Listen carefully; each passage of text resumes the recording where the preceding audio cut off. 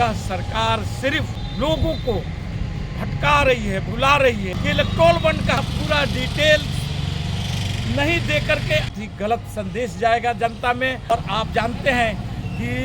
चंद्रचूड़ साहब का संज्ञान लेने का मतलब और ईमेल मंगाने का मतलब कितना भयावह होता है, जिससे कि एसबीआई के जो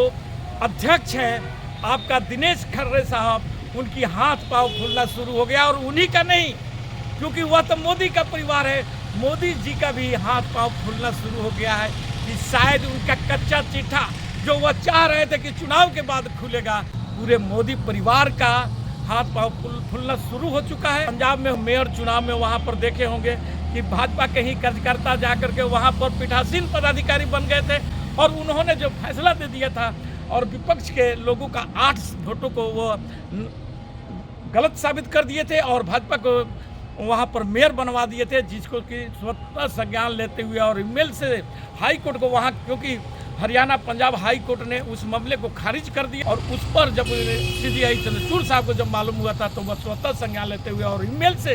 वहाँ से पूरा डिटेल मंगा करके और जिस ढंग से फैसला दिए और वो जो 8 वोट को वह रद्द किए थे मशीन,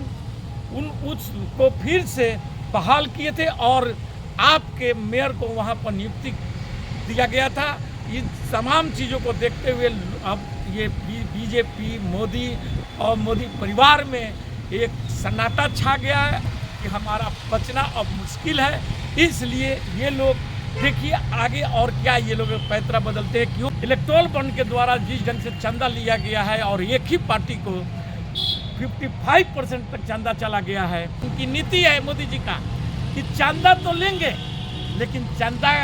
किससे लिए ये हम नहीं बतलाएं। आपको देखे होंगे कि पीएम केयर फंड था, उसमें भी ये जो खेल किए हैं। कोर्ट का कहना है कि नहीं,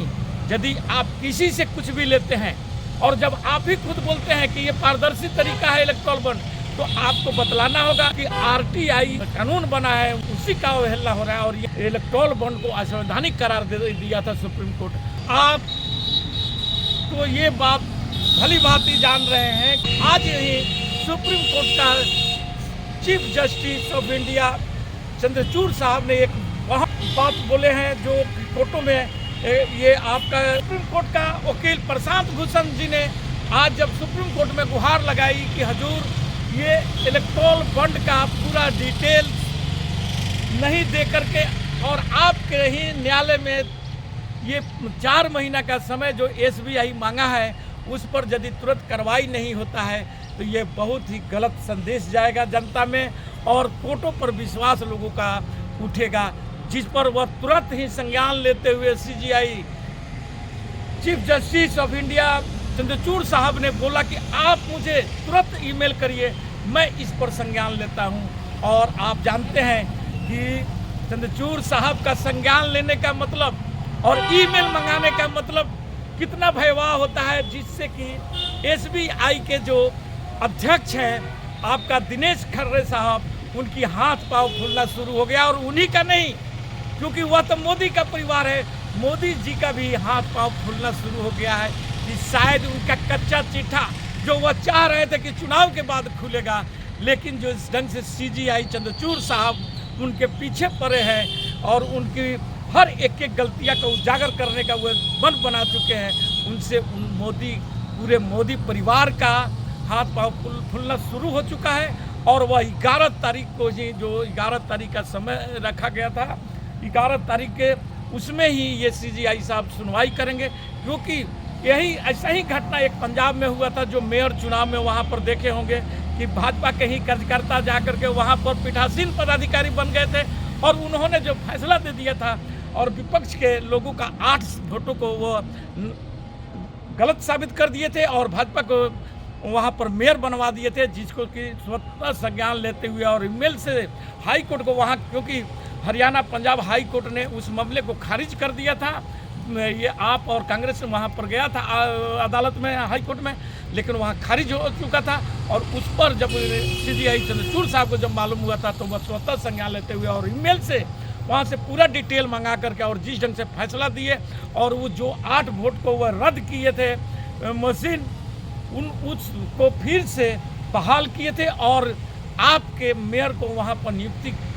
दिया गया था। इन तमाम चीज़ों को देखते हुए अब ये बीजेपी मोदी और मोदी परिवार में एक सन्नाटा छा गया है और ये लोग अब समझ चुके हैं कि हमारा बचना अब मुश्किल है। इसलिए ये लोग देखिए आगे और क्या ये लोग पैतरा बदलते हैं, क्योंकि 12 तारीख तक जो चुनाव की घोषणा होने वाली है, ये लोग सोच रहे थे कि 12 के बाद यदि किसी प्रकार की फैसला आता है तो हमारे कोई में नहीं आएगा, और इसलिए ये मामला 11 तारीख को ही शायद इनकी खुल जाएगी। कच्चे चिट्ठा जो इलेक्टोरल बॉन्ड के द्वारा जिस ढंग से चंदा लिया गया है और एक ही पार्टी को 55% तक चंदा चला गया है, वो जो 16,000 करोड़ रुपया 17 से लेकर के और आज तक लेकर डेटों में जो इलेक्टोरल बॉन्ड के द्वारा पैसा आया है, उसमें से आपका 10,000 करोड़ से 12,000 करोड़ रुपया से ऊपर है एक पार्टी मतलब कि वो बीजेपी के पास गया है, और बाकी 2,000 करोड़ में जिसमें कि 1,000 करोड़ के आसपास में कांग्रेस के पास है और 1,000 करोड़ के में और छोटे छोटे जितने भी पार्टियां हैं उन तमाम लोगों के पास गया है। और उसमें भी ये लोग जो जिस ढंग से खेल करना चाहे थे और ये बतलाना नहीं चाहते थे, यानी कि इनकी नीति है मोदी जी का कि चंदा तो लेंगे लेकिन चंदा किससे लिए ये हम नहीं बतलाएंगे, और इसी नीति पर ये काम कर रहे थे। अब उसी ढंग से आपको देखे होंगे कि पीएम केयर फंड था, उसमें भी ये जो खेल किए हैं, उसमें भी यही बात हुआ था कि हम ये सार्वजनिक नहीं कर सकते कि कौन कौन लोग दिए हैं, जबकि कोर्ट का कहना है कि नहीं, यदि आप किसी से कुछ भी लेते हैं और जब आप ही खुद बोलते हैं कि ये पारदर्शी तरीका है इलेक्टोरल बॉन्ड, तो आपको बतलाना होगा, क्योंकि आरटीआई जो आज के जो कानून बना है वो 19 नंबर एक्ट जो है उसमें ही दर्शाया गया, उसमें उसी का अवहेलना हो रहा है। और यही तमाम चीज़ों को देखते हुए इलेक्टोरल बॉन्ड को असंवैधानिक करार दे दिया था सुप्रीम कोर्ट, और उस पर एक बड़ी फैसला तो आ ही चुका है, लेकिन ये लोग पर इन पर एसबीआई पर अवमानना का जो मामला लाने की बात 11 तारीख को किया गया है, यह देखने वाली और बहुत ही बड़ी दिलचस्प है, क्योंकि भारत की राजनीति में एक बहुत बड़ी परिवर्तन आपको 11 के बाद में मिलने वाला है, देखने वाला है, और हम सब इसका इंतजार करेंगे, देखते रहेंगे। जय हिंद, जय भारत।